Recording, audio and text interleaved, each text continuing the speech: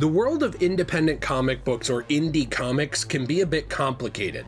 The question of what you define an indie comic by is actually not always agreed upon by everyone, but personally I like to go by this definition that I actually found on Reddit. It's kind of where I was leaning, from user Anarchy Bunny, which is essentially an independent comic is usually self-published or published by a smaller company.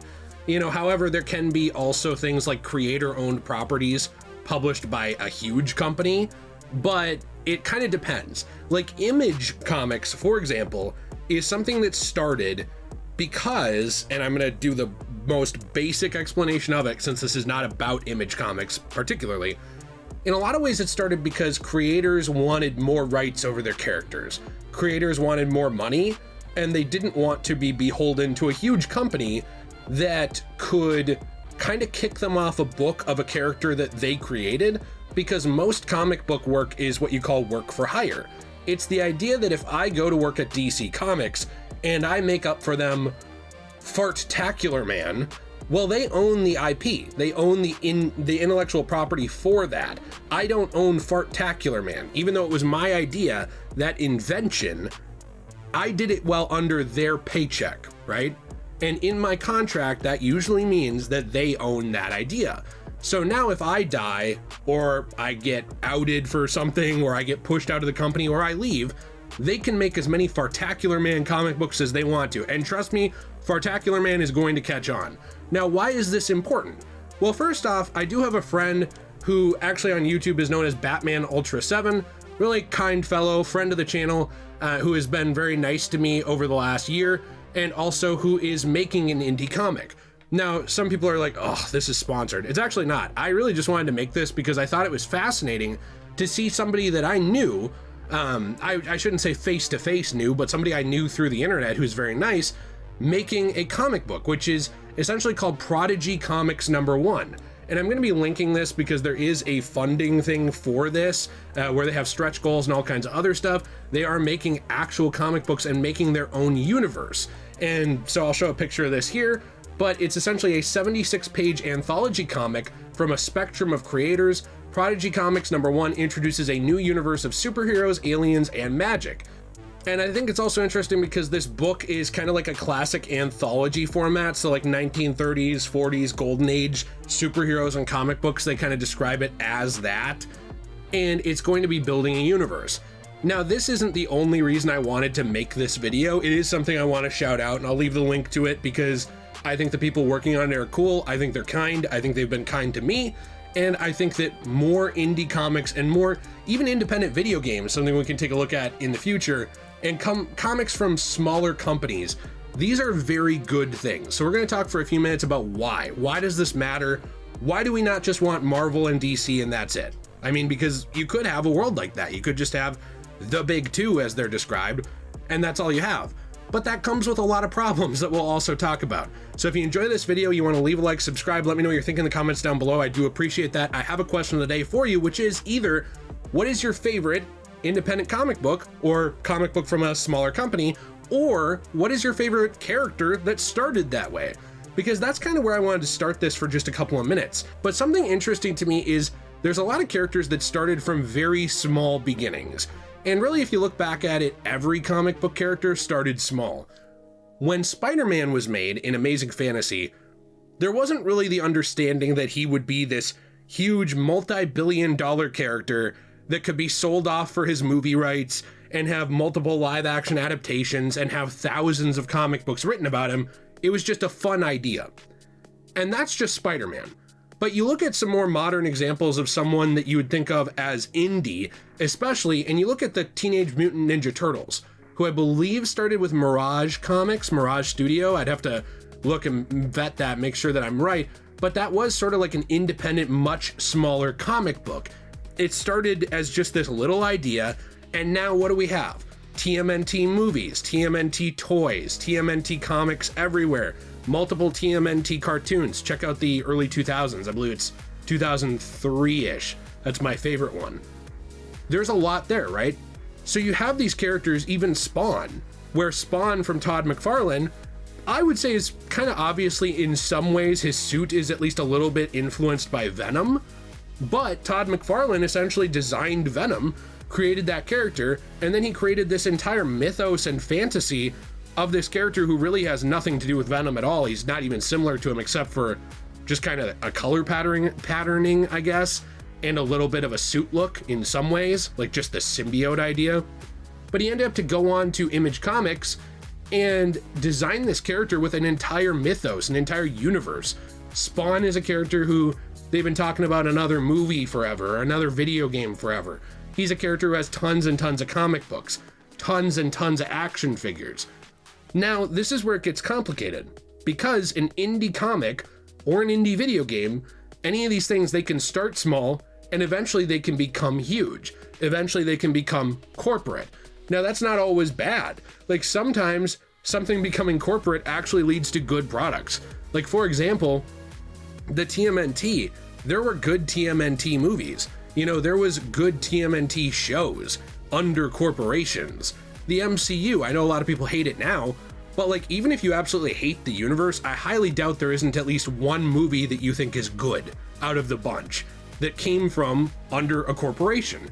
Like, a corporation doesn't necessarily mean something will be bad, but when you have something small like Prodigy Comics, for example, what I shouted out at the beginning of the video, or even something small like where the Teenage Mutant Ninja Turtles started, or something small like where Spawn started, or something small like where Spider-Man started, or hey, even something like Batman. You know, Batman is a household name at this point, but at one point he wasn't. At one point he was a very small character who eventually became larger than life, right? And grew. When you have indie comics, what it does is it actually does keep the big guys on their toes.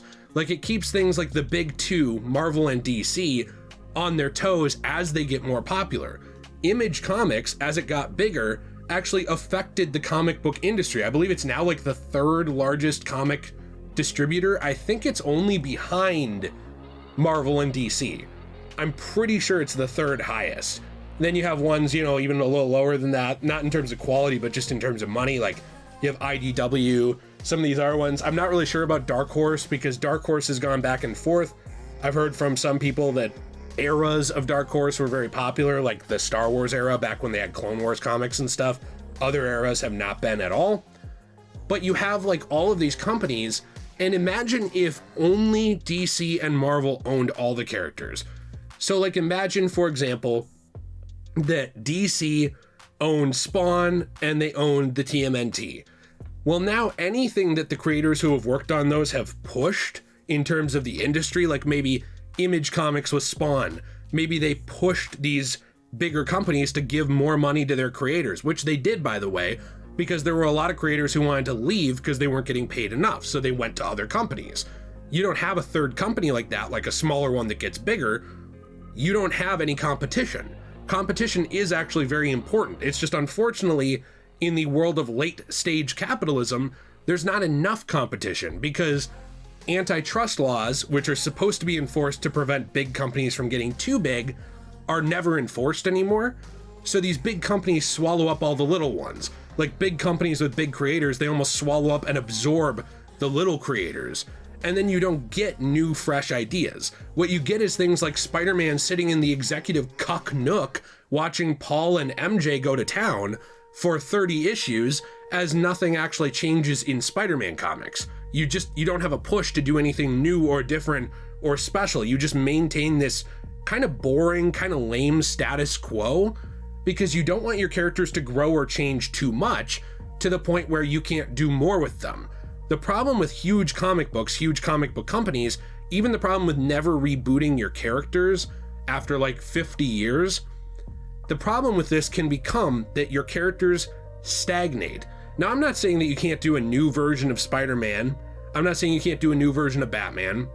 I do think sometimes people get bored of reboots, which I honestly have in a lot of ways too. But the problem is that when you maintain a status quo with the same version of a character, which is one thing that the big comic book companies do constantly, what you end up with is a static, unchanging character.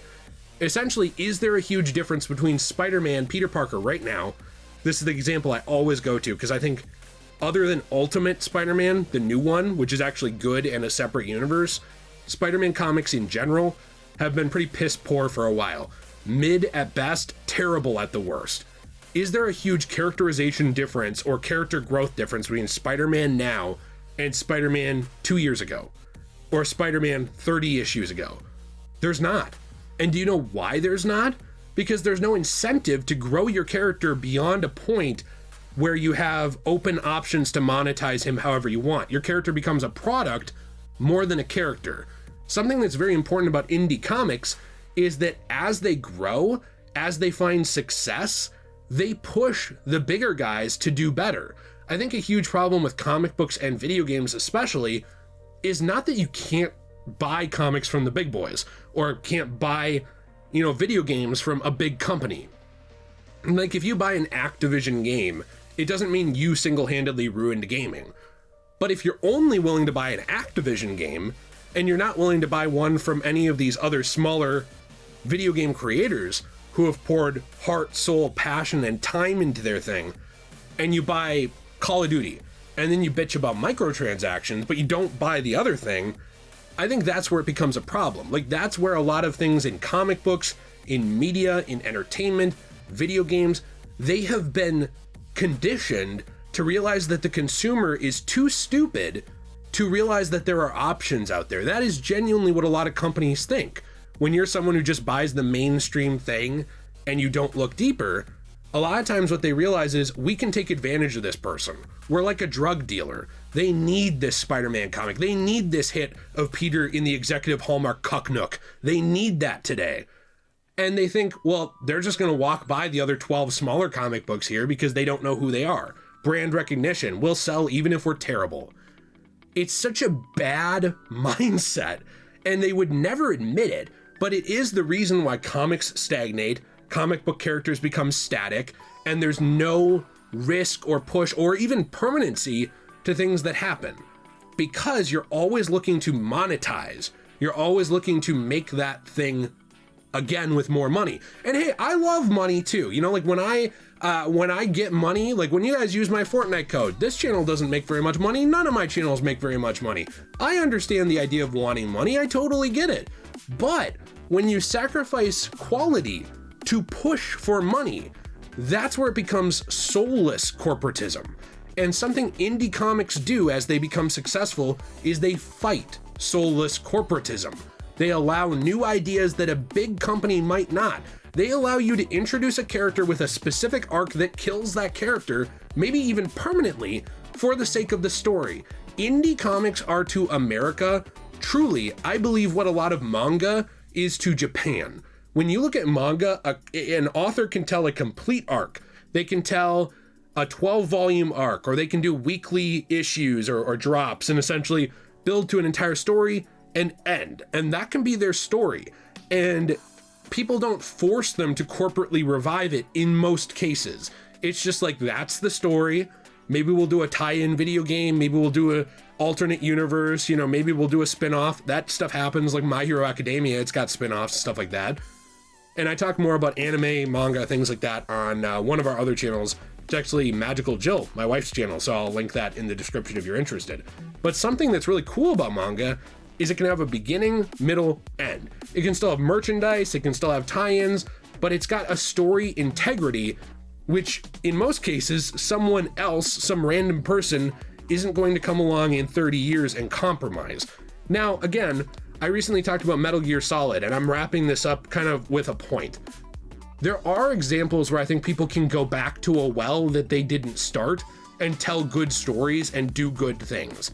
Great example of that to me so far from everything we've seen is the Metal Gear Solid 3 remake in video games. To me, it just looks like an expanded version. You're kind of going back to this story, you're taking it, you're doing more, I would say, modern gameplay, graphics, things like that, and then you are kind of wrapping it up in a bow and releasing it out into the world. And if they go back and do more stories in that universe, as long as they're respectful, I'm okay with that. What I have a problem with is where, like I said, it becomes soulless corporatism, where it's only money over the integrity of the story. And unfortunately, huge comic books, a lot of mainline characters hit that point. There are certainly comic books out there that haven't. Like, for example, most things you see Chip Zdarsky's name on, creators like that, in the big two, they're good. Like, they prioritize story.